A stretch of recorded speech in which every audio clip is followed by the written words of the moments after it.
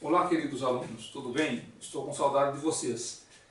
Mas, enquanto isso, temos que continuar a nossa aula através de videoaula. Muito bem, lembro a vocês que é uma experiência nova para mim também, né?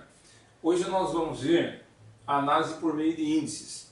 A análise por meio de índice é uma técnica que consiste em analisar as contas e os grupos de contas do balanço patrimonial, comparado também com contas e resultados da demonstração de resultado, para que possamos tirar conclusões a respeito da saúde financeira e econômica da empresa e fazer projeções para futuras decisões de gestores dessa empresa.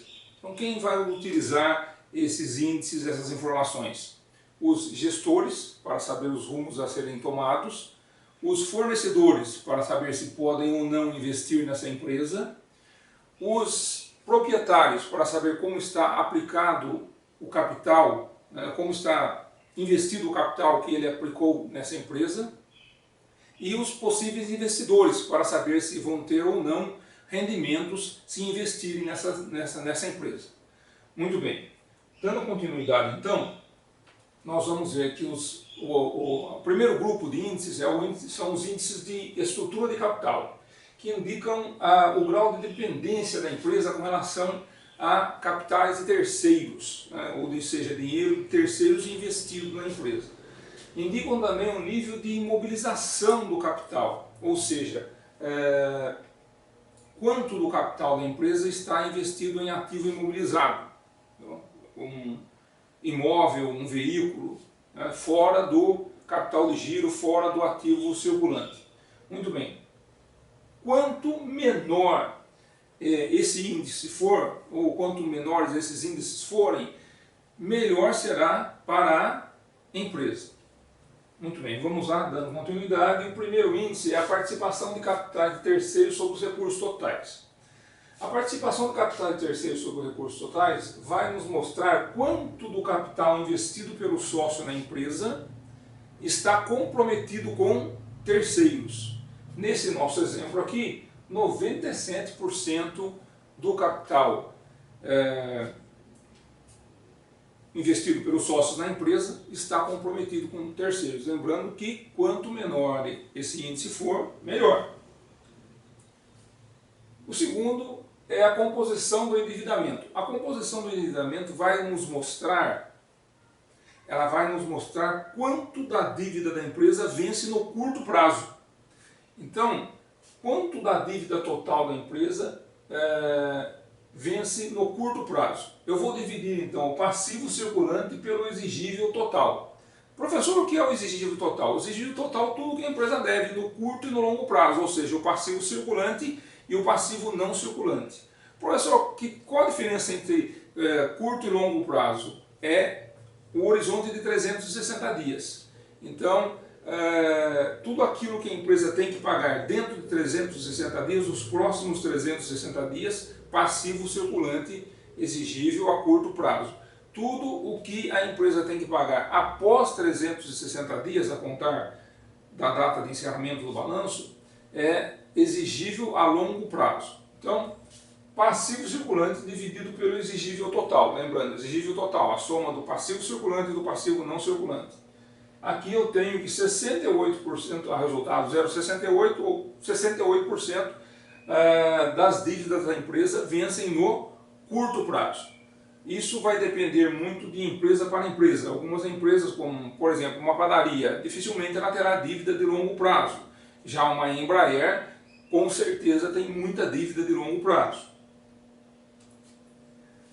Imobilização do capital próprio. A imobilização do capital próprio vai nos mostrar quanto do capital investido pelo sócio está parado em ativo imobilizado. Quanto do capital investido pelo sócio está parado em ativo imobilizado. Tá? Está fora do circulante.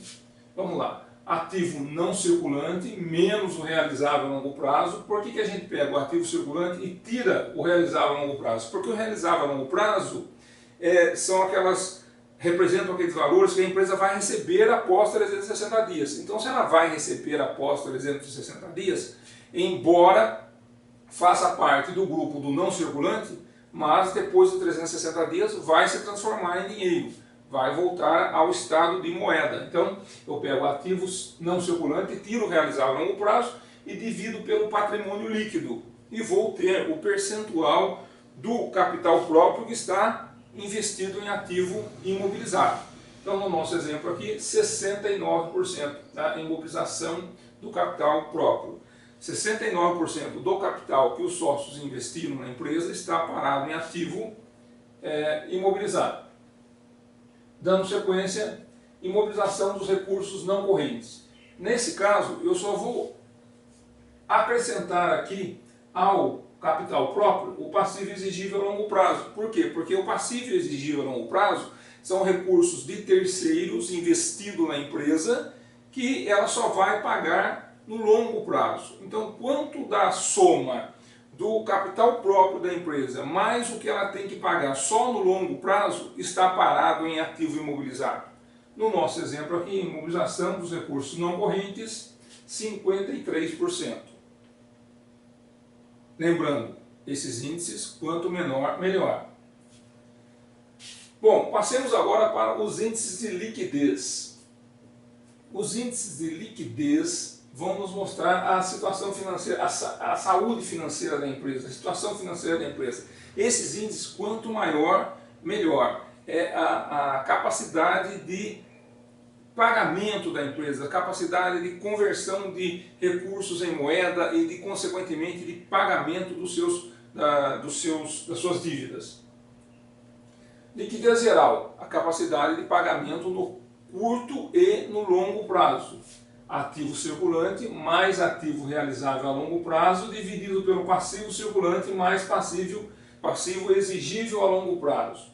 Então eu tenho os recursos de curto prazo somado aos recursos de longo prazo, comparado com as dívidas de curto prazo somado às dívidas de longo prazo. No nosso exemplo aqui, ó, liquidez geral 1,32. Esse 1,32 nos demonstra que para cada R$1 de dívidas totais da empresa, ela possui R$1,32 para a liquidação.